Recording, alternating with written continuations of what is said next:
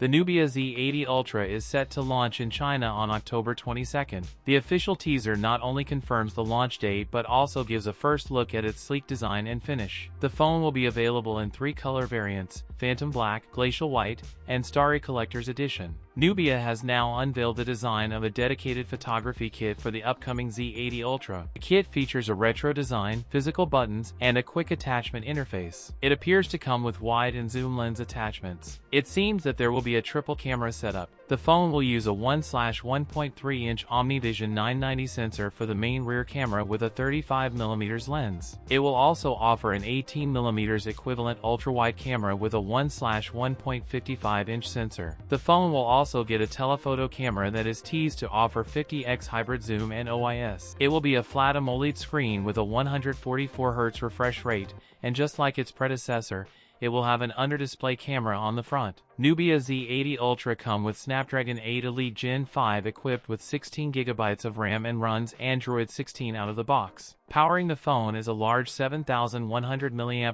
battery that supports 90W fast charging. That's it for today's video. If you enjoyed it, don't forget to like, comment, and subscribe for more content. Thanks for watching, and I'll see you in the next one.